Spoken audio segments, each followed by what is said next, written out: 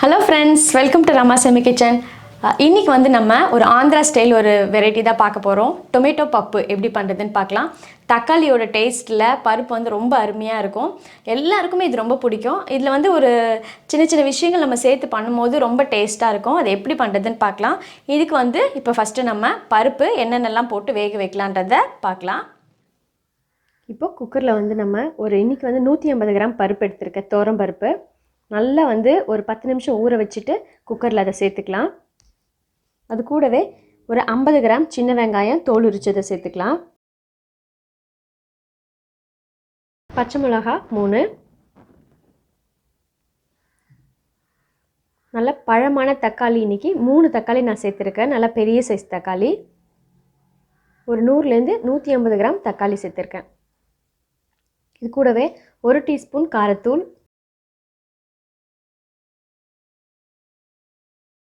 1 teaspoon மஞ்சத்தூள்,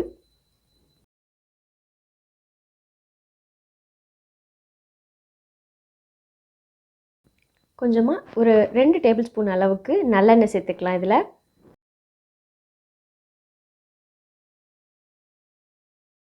இது ஒன்றா எல்லாத்தையும் கலந்துட்டு கொஞ்சமாக தேவையான அளவுக்கு தண்ணி ஊற்றி நம்ம இதை வேக வச்சிடலாம்.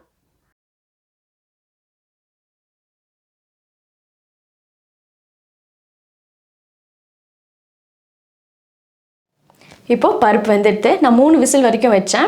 இப்போ நம்ம அதை திறந்து அதில் வந்து நம்ம இப்போது சீரகமும் பூண்டும் இடித்து அதில் சேர்த்துக்கலாம். கண்டிப்பாக இதை சேர்க்கணும், அப்போ தான் அந்த வந்து டேஸ்ட் ரொம்ப நல்லாயிருக்கும். இப்போ அதை நம்ம பண்ணிடலாம்.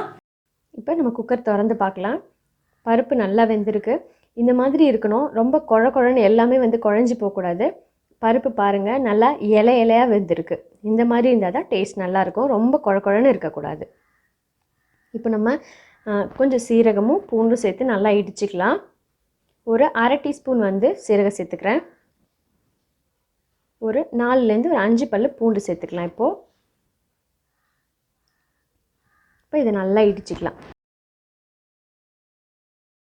இப்போ இடிச்சாச்சு. இதை வந்து நம்ம வேக வச்ச பருப்பில் சேர்த்து நல்லா கலந்துடலாம். இப்போது இந்த மாதிரி பச்சையாக சேர்க்கும் போது அதோட வாசனை டேஸ்ட் எல்லாமே ரொம்ப நல்லாயிருக்கும்.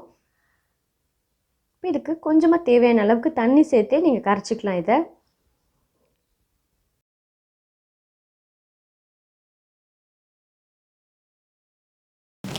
இப்போ வந்து நம்ம சீரகம் பூண்டும் சேர்த்துட்டோம், நல்லா கலந்து விட்டாச்சு. இப்போ இதுக்கு வந்து நம்ம கடாய் வச்சு தாளித்து நம்ம செஞ்சு வச்ச பருப்பு அதில் நல்லா கொதிக்க வைக்கலாம். அதுக்கு முன்னாடி இன்றைக்கி வந்து தக்காளி நல்லா ஒரு டேஸ்ட்டாக புளிப்பான தக்காளி நான் சேர்த்துருக்கேன். அதனால் இன்றைக்கி நான் வந்து புளி சேர்க்கல. உங்களுக்கு கொஞ்சம் புளி டேஸ்ட் பிடிக்கும்னா கொஞ்சமாக ஒரு சின்ன கோலி குண்டு சைஸ் அளவுக்கு கடைசியாக புளி ஊற்றி நீங்கள் கொதிக்க விடலாம், அதுவும் இன்னும் நல்லா டேஸ்ட்டாக இருக்கும். இப்போ நம்ம இதுக்கு தாளித்து கொட்டிடலாம். ஒரு கடாயில் ஒரு 2 டேபிள் ஸ்பூன் அளவுக்கு எண்ணெய் விட்டுக்கலாம். நல்லெண்ணெய் இல்லை நெய்யில் செஞ்சிங்கன்னா ரொம்ப நல்லாயிருக்கும். எண்ணெய் நல்லா காஞ்சதுக்கப்புறமா கடுகு, இது கூடவே கொஞ்சம் வெந்தயம் சேர்த்துக்கலாம். ஒரு 1/4 டீஸ்பூன் அளவுக்கு வெந்தயம்,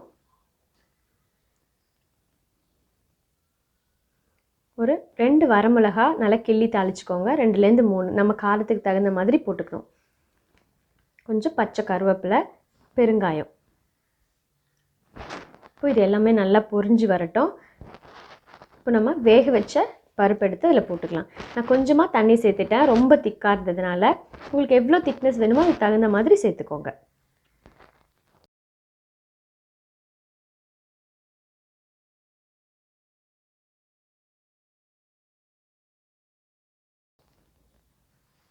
இப்போ இதுக்கு தேவையான அளவுக்கு உப்பு சேர்த்துடலாம். இப்போ நம்ம எல்லாமே சேர்த்து நல்லா கொதிச்சிட்ருக்கு, வாசனை நல்லா வருது. புளி சேர்க்கணுன்னா இந்த ஸ்டேஜில் தான் நீங்கள் சேர்க்கணும். நம்மளோட டொமேட்டோ பப்பு நல்லா வாசனையாக சூப்பராக ரெடி ஆயிடுச்சு. இப்போ நம்ம பருப்பு நல்லா கொதிச்சாச்சு. நம்மளோட டொமேட்டோ பப்பு அவ்வளோ சூப்பராக ரெடி ஆகிருக்கு. வாசனை அவ்வளோ நல்லா இருக்குது, டேஸ்ட்டும் ரொம்ப நல்லாயிருக்கு. கண்டிப்பாக இதை ட்ரை பண்ணி பாருங்கள். டெய்லியும் என்ன குழம்பு வைக்கிறதுன்னு இல்லாமல் ஒரு நாள் இதை செஞ்சு பாருங்கள், எல்லாருக்கும் பிடிக்கும். இந்த வீடியோ உங்களுக்கு பிடிச்சிருந்தா நம்மளோட ரமா கிச்சன் சேனலை சப்ஸ்கிரைப் பண்ணுங்கள். அடுத்த ஒரு சூப்பரான வீடியோவில் நான் உங்களை சந்திக்கிறேன். பாய்.